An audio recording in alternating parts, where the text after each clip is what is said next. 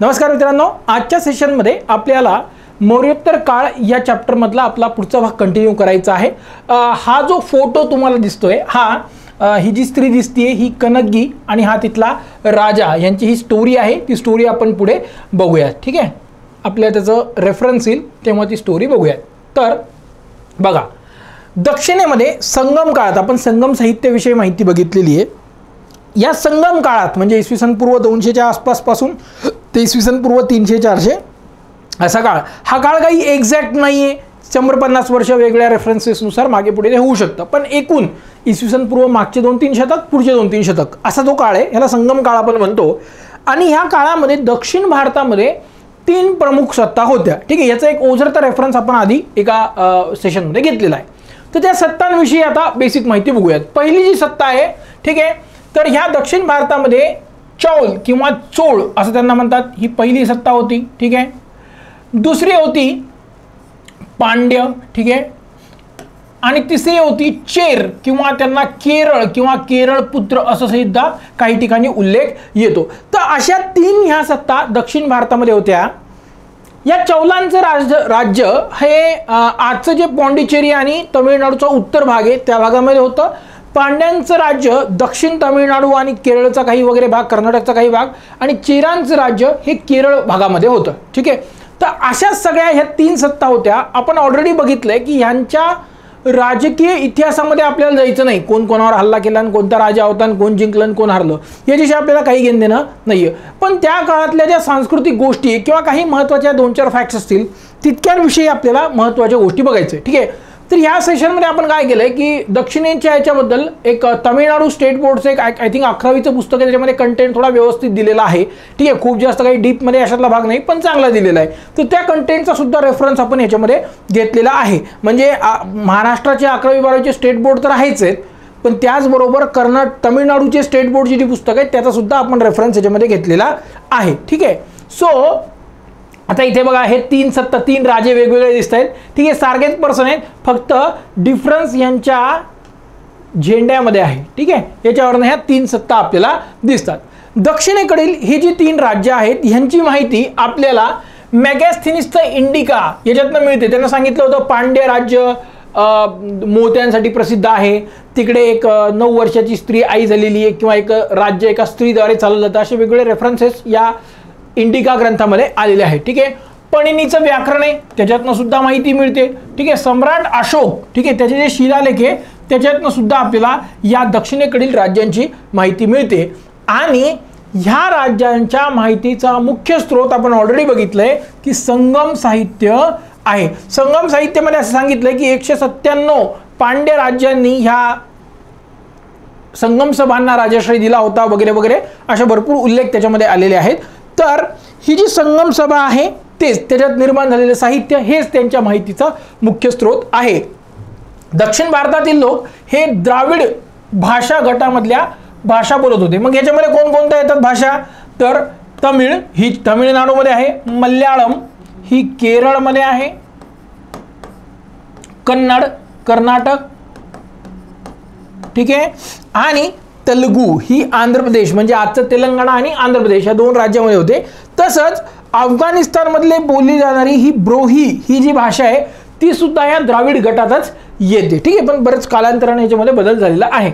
ह्या 4-5 भाषा ज्या आहेत, 1, 2, 3, 4 आणि ह्या 5 भाषा ज्या आहेत त्या ह्या द्राविड भाषा गटामध्ये येतात। पैकी आय थिंक तमिळ, मल्याळम, कर्नाटक आणि तेलुगू या 4ही भाषांना क्लासिकल भाषेचा दर्जा मिळालेला आहे अलॉंग विथ संस्कृत, ठीक आहे। आणि मराठी भाषेचा आपला महाराष्ट्र गव्हर्नमेंटची प्रोसेसमध्ये आहे, अजून ती मान्यता पूर्ण झालेली नाहीये।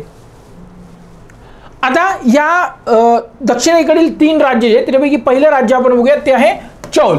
हे चौल जे त्यांची मुख्य माहिती आपल्याला संगम साहित्यातून मिळतं। आणि उरयूर हे चौलांचं प्रमुख शहर होतं। उरयूरमध्ये एक शिलालेख सुद्धा प्रसिद्ध आहे। आणि नंतरच्या काळामध्ये म्हणजे मध्ययुगीन काळामध्ये जे चौल रिवाईव्ह झाले होते, पुनरुज्जीवन ज्यांचं झालं होतं त्यांच्याबद्दल एक उत्तरमेरू, ठीक आहे,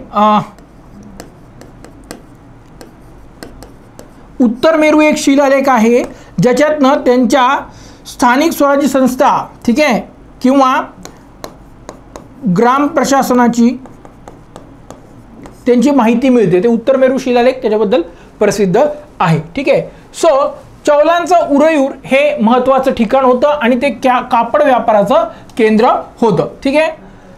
चौल शासक जो होता करिकल, ठीक आहे, ह्याने पुहार हे शहर वसवलं होतं.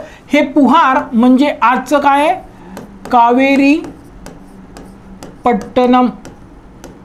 ठीक आहे. हे शहर आज सुद्धा अस्तित्वात आहे. ठीक आहे. कावेरी पट्टणम हे तामिळनाडूमधलं शहर आहे, आज सुद्धा अस्तित्वात आहे. त्याला त्या काळामध्ये पुहार असं म्हटलं जायचं आणि ते व्यापाराचं मोठं केंद्र होतं. ठीक आहे. चौलांनी काय केलं की हे श्रीलंका हा भाग सुद्धा त्यांनी त्या काळात जिंकून घेतला होता. आता हे जे पुहार शहर आहे याच्याबद्दल एक आख्यायिका प्रसिद्ध आहे, जी स्टोरी तुम्हाला कणगीची मी सांगितली होती, त्या रेफरन्स आपल्याला पुढे कुठेतरी येणार आहे. पूर्ण स्टोरी ती आपल्याला बघायची आहे. दुसरं राज्य होतं पांड्य. ठीक आहे. यांची राजधानी होती मदुराई. ठीक आहे. आणि चौलांची राजधानी हे पुहार होतं. ठीक आहे.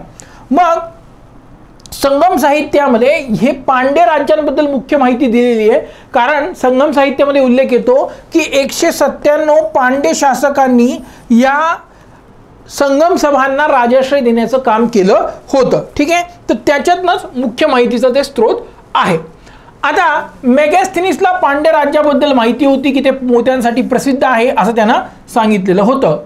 तसंच ह्या पांड्य राज्याचं रोमन साम्राज्याबरोबर प्रचंड मोठ्या प्रमाणात त्यांचं व्यापार चालत होतं. तसंच रामायण आणि महाभारत यांच्यामध्ये सुद्धा याचा उल्लेख, या पांड्य राज्यांचा उल्लेख इथे येतो. ठीक आहे. आता या काळामध्ये मुदुकुदुमी आणि नेंदुजेलियन हे दोन प्रमुख शासक या पांड्य राज्याचे होते. ठीक आहे. तर हा जो नेंदुजेलियन आहे, ठीक आहे, जो आपण एकदम स्टार्टिंगच्या पहिल्या स्लाइडमध्ये पाहिलं, तो राजा बसलेला आहे, ती कन्नगी जे सांगितलं, नेंदुजेलियन, कोवलन, कणगी आणि हे मदुराई. ठीक आहे. मदुराई नाही, हे पुहार पाहिजे. ठीक आहे. ठीक आहे. हे पुहार. तर हे जे कणगी जी होती, ठीक आहे, या कणगीनं कणगी आणि कोवलन हे दोघं हस्बंड वाईफ होते. एका बाहेरच्या गावावरनं ते ह्या शहरामध्ये आलेले होते. ठीक आहे.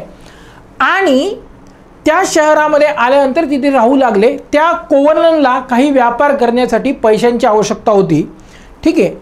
आणि त्याच्या बायकोकडं इथं हातामध्ये बघा तुम्हाला एक कडा दिसेल, तिच्या हातामध्ये एकदम हे आहे, जे पहिल्या फोटोमध्ये आपल्याला दिसला होता. ठीक आहे. झालं असं की ह्या कोवलनला त्या पैशांची गरज होती आणि त्याच काळामध्ये राजानं काय केलं की एक तशाच प्रकारच्या एका बांगडी ज्याला म्हणूयात आपण, ठीक आहे, जसं महिला त्याला गोट वगैरे म्हणतात, जे जाड असतं एकदम. ठीक आहे. तर त्या गोट बनवण्याचा एक ऑर्डर त्या राजानं काय केलं, तर एका सोनाराला दिला होता. इन्सिडेंटली हा कोवलन जो होता तो त्या सोनाराकडे गेला, बाबा हे तोड आणि मला याचे पैसे दे, मला व्यापारासाठी पाहिजे. ठीक आहे. तो जो ज्वेलर होता, ठीक आहे, जो सुवर्णकार होता, त्याला लालच आली की आपण काय करूयात, राजाला सांगूयात की हे कोणतरी चोरून नेलंय आणि मी ह्याला धरलंय की हे चोरून नेत होता, तुमच्या बायकोचं जे ऑर्डर तुम्ही दिलं होतं हा चोरून नेत होता कोवलन. ठीक आहे. मग त्यानं सैनिकांना बोलवलं आणि त्यांना रेजिस्ट करण्याचा प्रयत्न केला. राजानं डायरेक्टली त्याला मारून टाकण्याचा आदेश दिला. ठीक आहे. राजानं त्याला मारून टाकण्याचा आदेश दिला. तो मेला. कोवलन या कणगीचा जो हस्बंड होता तो कोवलन इथं मेला. आणि कोवलन मेल्याबरोबर, ठीक आहे, कोवलन मेल्याबरोबर ही जी कणगी आहे ही प्रचंड तिला दुःख झालं. ऑब्व्हियसली हस्बंड मेल्यावर तिला दुःख होणार आहे. मग ती राजाकडे तिचा कंगन, हा जी बांगडी आहे ती घेऊन गेली आणि तिला दाखवलं की हे माझं ओरिजिनल आहे आणि तू माझ्या हस्बंडला, माझ्या पतीला चुकीच्या पद्धतीनं मारलंय, त्याच्यावर अन्याय तू केलेला आहे आणि मी श्राप देते की हे शहर नष्ट होऊन जाईल. ठीक आहे. हे शहर या धरतीमध्ये समावून जाईल आणि ती बाहेर पडताच ते शहर आणि ती स्वतः सुद्धा त्याच्यामध्ये सगळे संपुष्टात आले. तो राजा सुद्धा मेला आणि सगळं शहर बर्बाद झाला. अशी एक ही स्टोरी आहे. ठीक आहे. प्रसिद्ध स्टोरी आहे दक्षिण भारतामध्ये. ठीक आहे. तर ही कणगी नंतर हिला देवीचा दर्जा देण्यात आला. ठीक आहे. आज तिला देवी म्हणून तिकडे पूजलं जातं. ठीक आहे. अशी ही स्टोरी आहे. तर बघा इथं ही रागामध्ये राजाला म्हणतीये, त्या राजाची बायको इथं ती एकदम भीतीच्या मुद्रेमध्ये आपल्याला दिसते. आपण पहिल्या स्लाइडमध्ये परत बघूया. ठीक आहे. जिथे आपल्याला ते व्यवस्थित दिसेल. बघा, हा राजा आहे, हिच्या हातात एक कंगण आहे, ठीक आहे, मोठा, ठीक आहे. हे राजा, ही त्याची राणी, आणि ही जी सांगती रागानं प्रचंड की हे माझं कंगण आहे आणि हे तू चुकीच्या पद्धतीने माझ्या पतीला मारलंय, तू अन्याय केला, असं ती दाखवती. ही स्टोरी आहे, ठीक आहे. आपल्याला काही स्टोरीवर प्रश्न येणार नाही, पण कधी कधी काय गोष्ट की या गोष्टींना आपल्याला लिंक इथं काही करता येतं, म्हणून या स्टोरी माहीत पाहिजे, ठीक आहे. पुढे जाऊयात. पुढची जी सत्ता आहे ती आहे चेर किंवा केरळ, किंवा त्याला केरळ पुत्र असं सुद्धा म्हटलं जातं. हे तिसरं राज्य होतं. यांची राजधानी ही मुझरीस हे शहर होतं, ठीक आहे. मुझरीस हे शहर रोम साम्राज्याबरोबर चालणाऱ्या व्यापारासाठी प्रसिद्ध होतं. खूप मोठ्या प्रमाणात इथं व्यापार होत होता. मुख्यतः मसाल्याचे पदार्थ, कारण त्या एरियामध्ये युरोपमध्ये मसाल्याचे पदार्थ पिकत नाही, त्याच्यामुळे इथं खूप मोठ्या प्रमाणात काय होतं, मसाल्यांच्या पदार्थाचा व्यापार इथे होत होता. नेंदुजरल अदन या चेर शासकाने महाभारताच्या युद्धाच्या वेळी संपूर्ण सैन्य जे होतं त्या संपूर्ण सैन्याच्या खाण्यापिण्याची व्यवस्था यानं केली होती असं मानलं जातं, आणि त्याच्यामुळे त्याचं नाव उदयनजेरल असं पडलं असं मानलं जातं. आता इश्यू असा आहे की हे पार एकदम दक्षिणेत आहे, ठीक आहे, आणि ते महाभारताचं युद्ध कुरुक्षेत्र म्हणजे आजच्या हरियाणामध्ये झालं. मग खरंच ह्यानं तितक्या लांब सगळं पुरवलं होतं का, इतक्या लांब सगळं नेलं होतं का, किंवा यानं फायनान्शियली केलं असेल, किंवा असंही म्हणता येईल की हा बाबा न्यूट्रल होता, दोन्हीकडनं नव्हता, न कौरवांकडनं होता ना पांडवांकडनं होता, म्हणून एका न्यूट्रल माणसाने थर्ड पर्सनने याची व्यवस्था केली असावी असं इथं म्हणता येतं. एक आख्यायिका आहे, त्याच्याबद्दल काही जास्त डिटेल्स अवेलेबल नाहीये. तर त्याला काय नाव पडलं, उदयनजेरल असं नाव पडलं, ठीक आहे. या काळामध्ये चेर किंवा केरळांचा सर्वात प्रसिद्ध राजा होता, तो होता सेनुगुट्टवान. काय नाव त्याचं, सेनुगुट्टवान हा सर्वात प्रसिद्ध राजा होता, आणि त्यालाच लाल चेर असं म्हटलं जातं, ठीक आहे. हे माहीत पाहिजे. हे एक उदयनजेरल किंवा ज्याला आपण नेंदुजरल अदन म्हणतो, आणि एक सेनुगुट्टवान, दोनच प्रसिद्ध राजे आहेत, त्याच्याबद्दल माहिती पाहिजे. हा जो फोटो आहे एक या नेंदुजरल अदनचा आहे. पुढे आता या संपूर्ण काळामध्ये म्हणजे मौर्य सत्तेचा ऱ्हास आणि पुढे गुप्त साम्राज्याचा उदय, हा जो संपूर्ण 500 वर्षाचा मधला काळ आहे, ठीक आहे. या एकूण काळाला आपण मौर्योत्तर काळ असं म्हणतो, ठीक आहे. 150 वर्ष मागे पुढे. मग या संपूर्ण काळामध्ये आपला मध्य आशिया यांच्याशी थेट संबंध प्रस्थापित झाला. काही काळ ग्रीक असतील, शक, पल्लव, कुशाण हे सगळे आपल्याकडे आले, यांच्यासोबत आपला संबंध प्रस्थापित झाला. या संबंधांचा भारताच्या विविध क्षेत्रांवर कोणता परिणाम झाला, त्याचे काय इफेक्ट झाले, हे आपल्याला माहीत असणं इथं आवश्यक ठरतं, ठीक आहे. मग काय इफेक्ट झाला यांच्यावर, तर बघा, पहिलं आहे की या काळामध्ये बांधकाम आणि कुंभारकाम यांच्यामध्ये नवीन पॅटर्न्स भारतामध्ये आले. आधी काय होतं, भारतामध्ये वेगळ्या आकाराचे, वेगळ्या डिझाईन्सचे असे मडके वगैरे तयार केले जायचे. या काळामध्ये त्याच्यामध्ये बदल झाले. खूप जास्त डिटेलमध्ये जाण्याची आवश्यकता नाही, पहिलं. दुसरं की ही जी भांडी होती ती एकतर लाल रंगाची होती, त्याच्यापूर्वी भारतामध्ये मुख्यतः ग्रे किंवा ब्लॅक काळ्या रंगाची भांडी व्हायची, आणि या भांड्यांना चकाकी असायची, हे चमकत होते, ठीक आहे. दुसरं, या लोकांनी फरशी आणि भिंती अशा दोन्ही गोष्टींसाठी भाजलेल्या विटांचा वापर केला. याच्या अगोदरही म्हणजे आपल्याला हडप्पा काळाबद्दल आपण माहिती बघितलेली आहे की हडप्पा काळामध्ये घराच्या भिंती वगैरे बांधण्यासाठी हे लोक भाजलेल्या विटा बांधायचे. इथं मात्र काय झालंय की भिंतींसाठी तर आहेच आहे, यांनी काय केलंय, घरात फरशी किंवा टाईल्स म्हणून सुद्धा या भाजलेल्या विटांचा वापर केल्याचं आपल्याला दिसतं, ठीक आहे. तर हा एक बदल इथे झालेला आहे. त्याच्यानंतर शक आणि कुशाण हे ज्या दोन परकीय सत्ता होत्या, हे स्वतः यांना अशी स्वतःची संस्कृती, भाषा, लिपी असं काहीच नव्हतं. मग ऑब्व्हियसली यांनी काय केलं की इथले जे धर्म होते त्यांना स्वीकारला. आता इथे इश्यू काय झाला की हिंदू धर्माचा एक सर्वात मोठा प्रॉब्लेम असा आहे की इथे हिंदू धर्मातनं बाहेर जाण्याचा मार्ग आहे, परंतु बाहेरून हिंदू धर्मात येण्यासाठी कुठलाही मार्ग नाहीये. एकदा जो हिंदूमधनं कन्वर्ट होऊन इतर कुठल्या धर्मात गेला तो संपला, परत त्याला हिंदू धर्मामध्ये येता येत नाही. मग आता हे स्वतःच्या धर्माच्याच लोकांना परत घेत नाहीत तर बाहेरच्यांना काय घेतील. मग हे जे कुशाण आणि शक यांना काय प्रॉब्लेम झाला की इथं यांना कोण घेणार आहे. मग यांना स्वीकार करतील यांनी इथली संस्कृती वगैरे स्वीकारायची, कारण इथे त्यांना राज्य करायचं आहे. आणि शासक जे असतात त्यांना कधीही स्थानिक लोकांच्या भावना आणि विशेषतः धार्मिक सांस्कृतिक भावना ते दुखवत नाहीत. बघा, ब्रिटिशांनी आपल्या देशाला प्रचंड लुटलं आर्थिक, परंतु त्यांनी खूप जास्त संस्कृती किंवा समाजामध्ये ढवळाढवळ केली नाही, आणि केली त्याचा परिणाम 1857च्या उठावामध्ये त्याच्या समोर आला. त्याच्यापूर्वी त्यांनी काही हस्तक्षेप धार्मिक सामाजिक बाबतीत केला नाही. तो कुठलाही शासक जर असेल तर त्याला समाजाच्या सामाजिक आणि धार्मिक गोष्टींकडे लक्ष द्यावं लागतं. यांनी काय केलं की तसंही आपली काही संस्कृती किंवा धर्म नाही आहे, सरळ इथली संस्कृती स्वीकारावी. मग हिंदू धर्मात यांना घेणारं कोण नव्हतं. यांना स्वतंत्रपणे, ठीक आहे, आपण ज्याला म्हणतो खुल्या मनाने स्वीकार केला तो म्हणजे बौद्ध धर्मात. बौद्ध धर्माने यांना खुल्या मनाने स्वीकार केलं. ऑब्वियसली हे जे लोक यांना संस्कृती नव्हती ह्यांच्यामुळे काही प्रमाणात ढिलेपणा बौद्ध धर्मामध्ये सुद्धा आला, आणि बौद्ध धर्मामध्ये आपण पुढे पॉइंट बघणार आहोत, एक महायान पंथ तयार झाला. महायान असा पंथ बौद्ध धर्मामध्ये तयार होण्यामागे ह्या बाहेरच्या लोकांना स्वीकारावं आणि त्यांच्यामुळे मग उत्तरोत्तर धर्माच्या नियमांमध्ये शिथिलता यावी, हा एक खूप महत्त्वाचा कारण ठरलेला आहे. ठीक आहे, पुढचा भाग आहे की पहिल्यांदाच या लोकांनी घोड्यांचा खूप मोठ्या प्रमाणात युद्धात वापर केलेला होता. याच्या अगोदर घोडे खूप मोठ्या प्रमाणात वापरले जात नव्हते. होते भारतामध्ये, म्हणजे हडप्पा काळात सुद्धा तेच प्रॉब्लेम होता, नंतर मौर्य काळात सुद्धा काही प्रमाणात घोडे होते, पण त्याचा वापर इफेक्टिव्हली या लोकांनी केल्याचं आपल्याला दिसतं. तसंच या लोकांनी घोड्यांवर रिबक, म्हणजे बघा तुम्ही नॉर्मल घोड्यावर असं डायरेक्टली बसू शकत नाही, त्याच्यावर सीट लावा लागतो. घोड्यावर बसण्याचं जे सीट असतं त्याला रिबक म्हणतात. ठीक आहे, शिरस्त्राण म्हणजे एका प्रकारचं टोप. इथे बघा तुम्हाला याला टोप दिसतोय. ठीक आहे, म्हणजे कोणी डोक्यावर वार केला तरी सुरक्षित राहता येतं. हे पूर्ण धातूचं एखाद्या बनलेलं असायचं. ठीक आहे, तो. आणि बुटांचा सुद्धा वापर केला, म्हणून बुटांचा वापर केल्यामुळे काय होतं की यांना ग्रीप बसते, जमिनीवर पळताना चालताना यांना ग्रीप बसते, आणि ह्या गोष्टी त्यांच्या लढाई कौशल्यामध्ये, ठीक आहे, ते एक ॲडिशनल बेनिफिट देण्याचं काम या लोकांना केलं, आणि ते त्याच्यामुळं वायव्य भारतात त्यांना इंडिपेंडेंटली सत्ता स्थापन करता आल्या.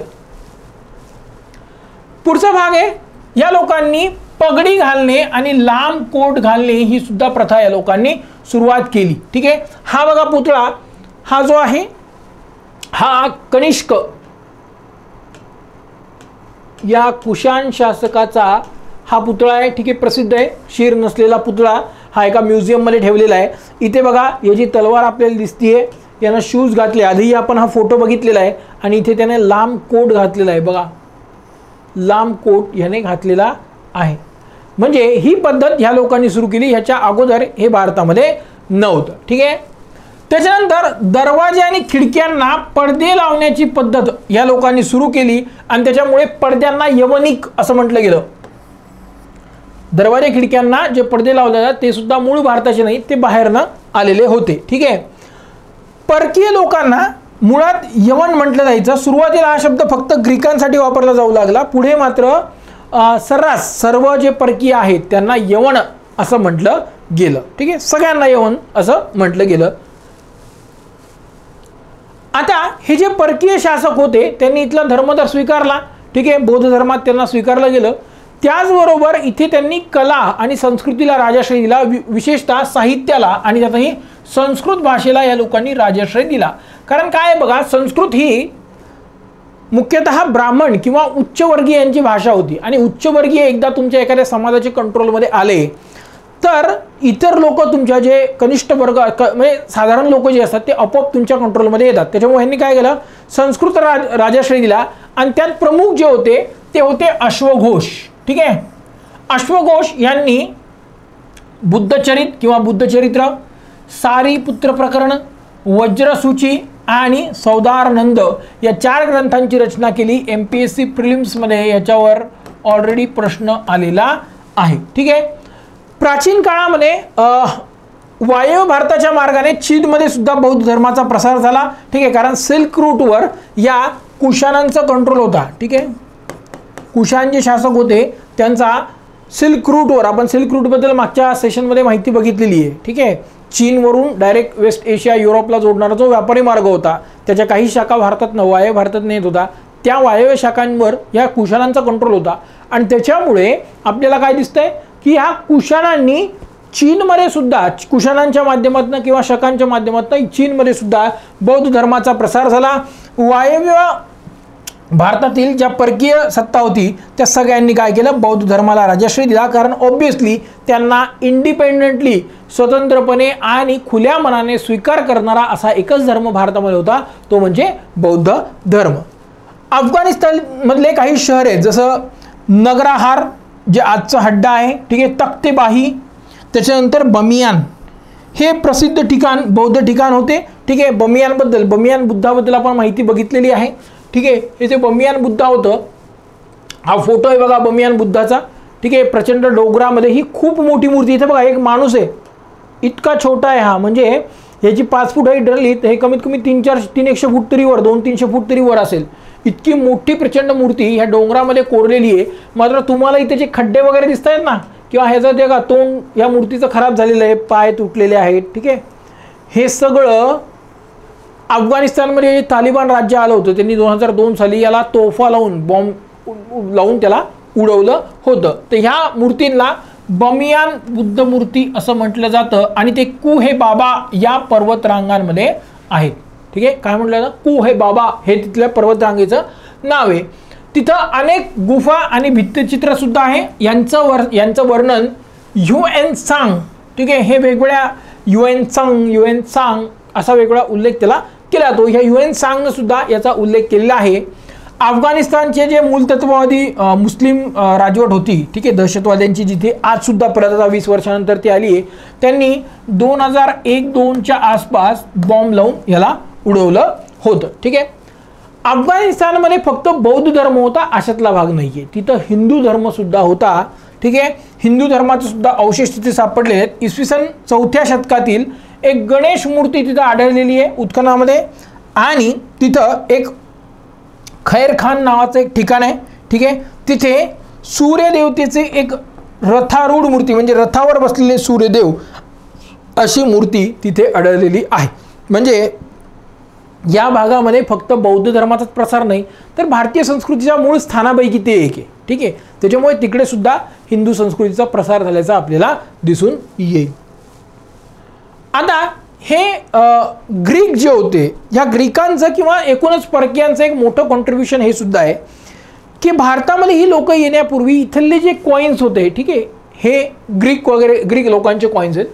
तर हे येण्यापूर्वी भारतामधले जे कॉइन्स असायचे, नाणे असायचे, ते एकतर रेग्युलर साईज किंवा शेपचे नसायचे, जसं बनलं तसं बनलं, त्यांच्यामध्ये संबंधित धातू, मग ते सोने चांदी कुठलेही असू द्या, ठीक आहे, किंवा ब्रॉन्झचे असू द्यात, ते काही एक्झॅक्ट स्वरूपाचे एक्झॅक्ट प्रमाणात ते असत नव्हते, त्यांच्यावर काही मुद्रा किंवा चित्र जे काय असेल ते सुद्धा सारखं नसायचं। ग्रीकांचं एक मोठं कॉन्ट्रीब्युशन हे सुद्धा आहे की ग्रीक लोकांनी भारतामध्ये ठसा असलेली नाणी त्यांनी चलनात आणली होती, ज्यांचं आकार आणि वजन हे सारखं होतं। हे येण्यापूर्वी भारतात जे नाणे होते ते सारखे नव्हते, ठीक आहे। हे भारतात येण्यापूर्वी जे होते ते सारखे नव्हते। बघा, ग्रीक भारतात येण्यापूर्वी भारतात ठसा असलेली नाणी चलनात होती, त्यांचा आकार व वजन मात्र सारखेच नव्हते। कसाही आकार कसाही शेप त्याचा असायचा। ते यांनी काय केलं, समान आकार आणि वजनाचे माप या लोकांनी कॉइन्स हे लोकांनी काढले।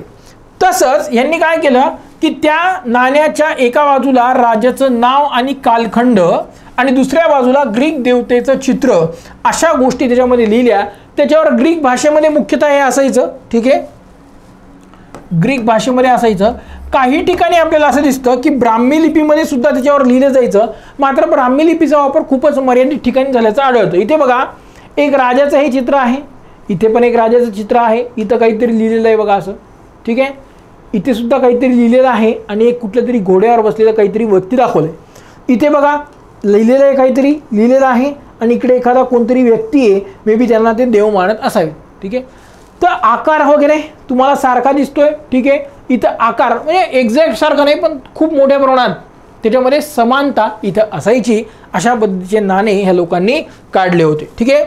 या नाण्यांमुळे, त्यांच्यावर लिहिलेल्या मजकुरांमुळे ग्रीक शासकांची वंशावळ आणि कार्यकाळ याची माहिती मिळते आणि पुढे बऱ्याच भारतीय लोकांनी ह्या पद्धतीचं अनुकरण करण्याची सुरुवात केली, ज्याच्यातनं बघा आपल्याकडे विविध शासक आणि त्यांचा कार्यकाळ समजू लागला।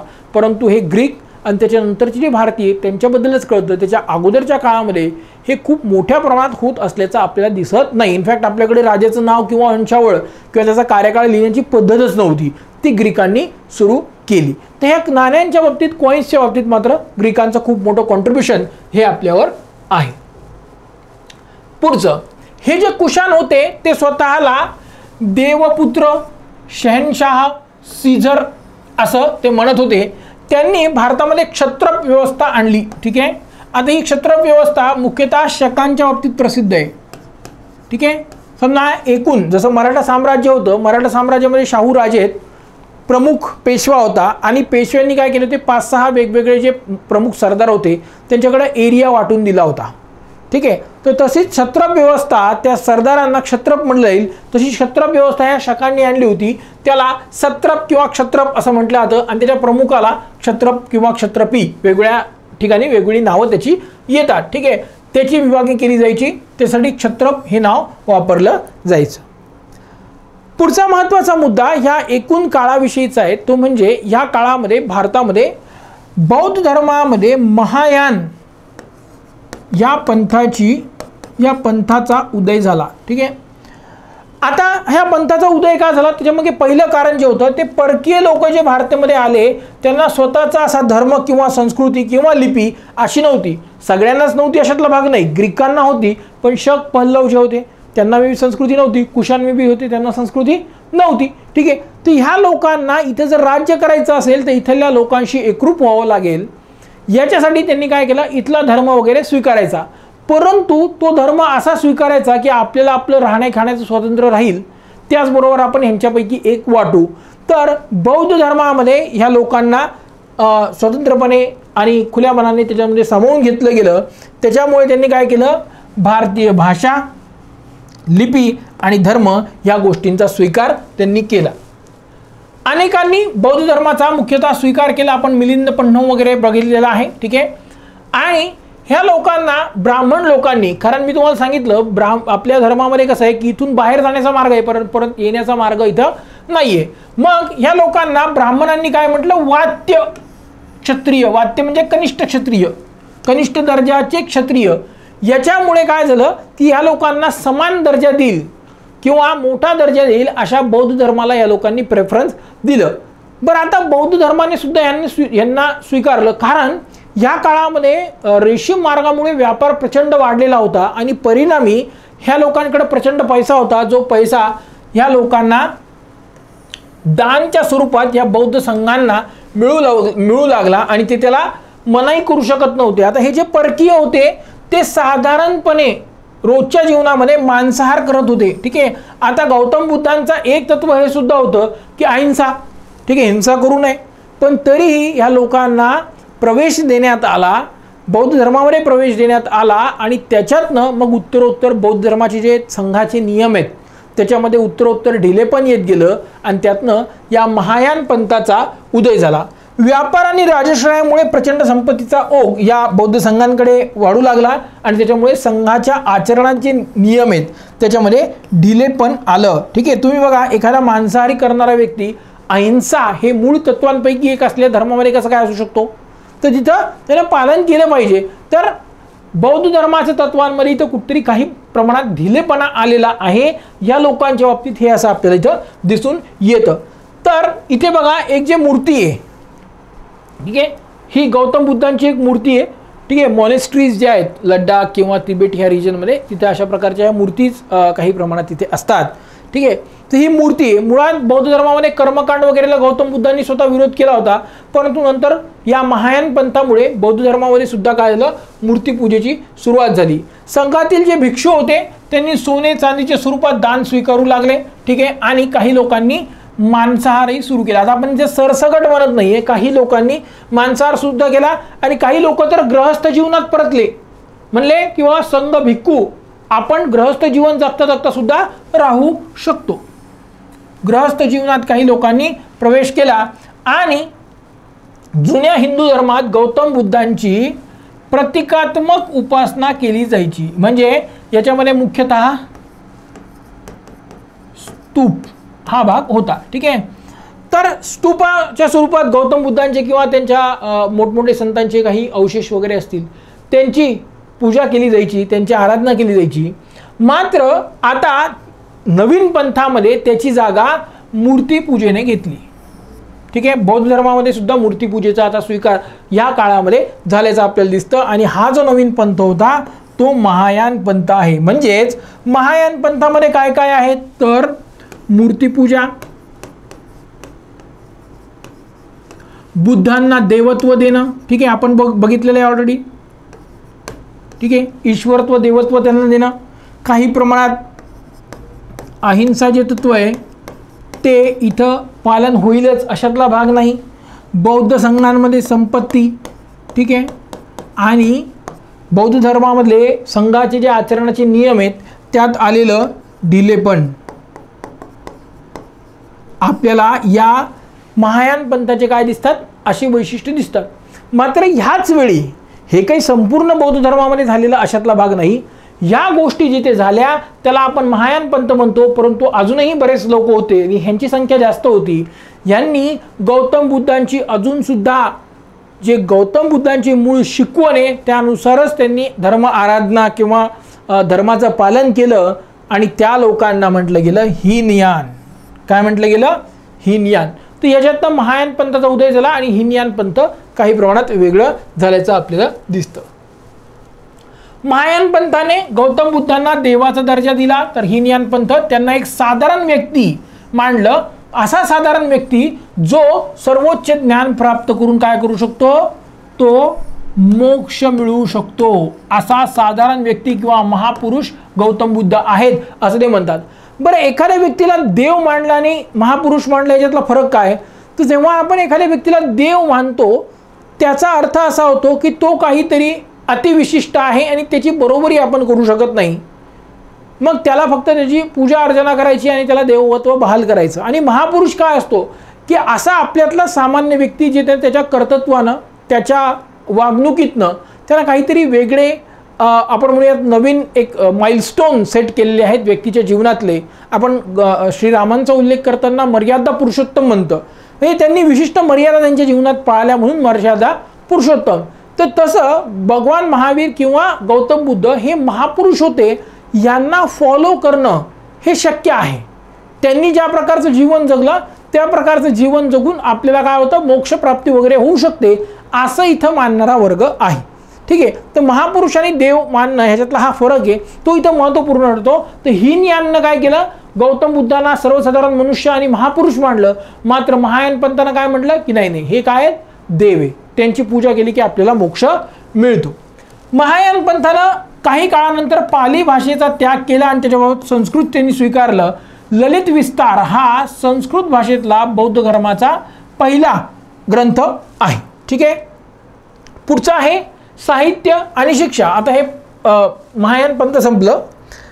या एकूण मौर्योत्तर काळामध्ये संस्कृत भाषेला त्यांनी राजश्री दिला, तिचं पुनरुज्जीवन झालं. अश्वघोष ह्याने बुद्ध चरित्र हे बघितले आपण ऑलरेडी, वज्रसूची, उर्वशी वियोग, सारीपुत्र प्रकरण इत्यादी ग्रंथ त्यांनी लिहिलेले होते. मध्य आशियातून जे परकीय प्रवासी आले, परकीय सत्ताधीश आले होते त्यांच्या एकूण आपण म्हणूयात राजाश्रयातून 3 वेगवेगळ्या कलाशैली स्थापत्य शैलीमध्ये उदयाला आल्या. त्या 3 शैली होत्या. गांधार हे आजच्या अफगाणिस्तानमध्ये आहे, मथुरा हे आजच्या यूपीमध्ये आणि अमरावती. ठीक आहे. तर बघा हा जो फोटो आहे हा गांधार कला शैलीतला आहे. हा जो आहे हा मथुरा कला शैलीचा आहे आणि हे जे हे अमरावती कला शैलीचं आहे. आता जर तुम्ही नीट बघितलं तर याच्यामध्ये वेगवेगळे फीचर्स गौतम बुद्धाचे जनरली दाखवलेत. त्याच्यामध्ये बघा गौतम बुद्धांचे जे केस आहेत ते कुरुळे असे दाखवलेले आहेत. ठीक आहे. आणि गौतम बुद्धांच्या अंगावर इथे जे कपड दिसते ते एकदम पातळ वगैरे आहे. इथे बघा गौतम बुद्धांचं डोकं काही प्रमाणात मुंडवलेलं आहे असं दिसतं. ठीक आहे. आणि वेगवेगळ्या मुद्रेमध्ये बसलं आहे. हे अमरावती कला शैलीचं एक्झाम्पल आहे ज्याच्यामध्ये आपल्याला असं दिसतं की एका प्रकारचं एखादी फरशी, मोठी प्रकारची फरशी किंवा दगडावर त्यांनी असं चपटे काहीतरी स्टोरी कोरलेली आहे, मुख्यतः जातक कथा याच्यामध्ये असायच्या. तर ह्या 3 वेगवेगळ्या स्वरूपात गौतम बुद्धांना दाखवलं जायचं या 3 वेगवेगळ्या कलाशैलींमध्ये. यांची डिटेल फीचर्स काय ते आता आपण बघूयात. बघा आपल्या पुस्तकामधलं हे घेतलेलं आहे आपण, ठीक आहे. तर 3 प्रकारच्या शैली, गांधार कलाशैली, मथुरा कलाशैली आणि अमरावती कलाशैली, ठीक आहे. या 3 शैली आहेत, यांच्याविषयी आता माहिती बघूयात. पहिलं काय की परकीय प्रभाव यांच्यावर आहे का, तर बघा गांधार कलाशैली जी आहे, गांधार स्कूल ऑफ आर्ट ज्याला म्हटलं जातं, त्याच्यावर ग्रीक किंवा बॅक्ट्रियन ग्रीक असं म्हटलं जातं किंवा त्यालाच हेलेनिस्टिक सुद्धा म्हटलं जातं, ठीक आहे. आणि रोमन शैलीचा प्रभाव आहे, म्हणजे ग्रीक आणि रोमन या शैलींचा याच्यावर प्रभाव होता. मथुरा कलाशैली जी आहे ती मात्र पूर्णतः एतदेशीय म्हणजे पूर्णपरता भारतीय होती, याच्यावर परकीय प्रभाव आपल्याला दिसत नाही. अमरावती कलाशैली सुद्धा तशीच की पूर्णतः भारतीय होती, ही याच्यामध्ये काही नाही. अमरावती हे ठिकाण कुठे आहे, तर आजचं जे आंध्र प्रदेश आहे, ठीक आहे, आजचं नवीन आंध्र प्रदेश जे आहे त्या अमरावतीला तिथे आहे, ठीक आहे, विशाखापट्टणमच्या जवळपास आहे. आणि आय थिंक आंध्र प्रदेशची जी नवीन राजधानी होती तिला आता अमरावतीच म्हटलं गेलं, काहीतरी त्यांनी नवीन शहर तिथे वसवलेलं आहे. दुसरं, या कलाशैलींमध्ये जे शिल्प किंवा ज्या मूर्ती तयार केल्या जात आहेत त्यांच्यासाठी दगड कोणता वापरत आहेत, तर पहिलं गांधार कलाशैलीमध्ये करड्या रंगाचा दगड वापरला गेला, ठीक आहे, करड्या रंगाचा दगड वापरला गेला. मथुरा कलाशैलीमध्ये लाल संगमरवर वापरलं गेलं. आणि अमरावती शैलीमध्ये एकतर पांढऱ्या रंगाचा मार्बल किंवा याला बेसॉल्ट म्हणतात किंवा काळ्या रंगाचा असं मिक्स स्वरूपात तिथं वापरलं जात होतं. धार्मिक प्रभाव, गांधार शैलीवर मुख्यतः बौद्ध प्रभाव होता. मथुरा कलाशैलीवर सुरुवातीला बौद्ध होता, जैन आणि हिंदू हे नंतर आले, ठीक आहे. नंतर मथुरा इथे ह्या दोघांच्या सुद्धा, ह्या दोन्ही धर्माच्या बाबतीत सुद्धा मूर्ती इथं घडवण्याचं काम होऊ लागलं. अगेन अमरावती जी आहे तिथं मुख्यतः बौद्ध धर्माच्या बाबतीत तिथं मूर्तिकाम किंवा शिल्पकला एकूण होती. यांना राजाश्रय कोणी दिला, तर गांधार आणि मथुरा कलाशैलीला कुशाणांनी राजाश्रय दिला, ठीक आहे. आणि अमरावती कलाशैलीला सातवाहनांनी राजाश्रय दिला. आपण बघितलं की सातवाहन जे होते ते वैदिक ब्राह्मण धर्माचे अनुयायी होते, ठीक आहे, हिंदू धर्माचे अनुयायी होते, परंतु त्याच वेळी त्यांनी बौद्ध असेल किंवा जैन असेल या दोन्ही धर्मांना राजाश्रय देण्याचं काम केलं होतं. आता ह्या ज्या कलाशैली आहेत यांची वैशिष्ट्य, तुम्हाला जो मुख्यतः प्रश्न येईल तो इथे असेल. बघा यांची वैशिष्ट्य काय, पहिलं की गांधार स्कूल ऑफ आर्टमध्ये गौतम बुद्धांचे जे केस आहेत ते कुरळे असे फोल्ड केलेले, ठीक आहे, केलेले तुम्हाला दाखवले जाईल. मथुरा कलाशैलीमध्ये त्यांचा चेहरा हा हसतमुख असणार आहे आणि प्रसन्नतेचा भाव त्याच्यावर दर्शवला जाईल, ठीक आहे. यामध्ये अमरावती स्कूल ऑफ आर्टमध्ये गौतम बुद्धांच्या व्यक्तिगत फीचर्सवर भर दिलेला नाहीये, एकूण चित्र आणि त्याच्यामधल्या स्टोरी काय आहे त्याच्यावर इथं जास्त भर आपल्याला दिसतो, ठीक आहे.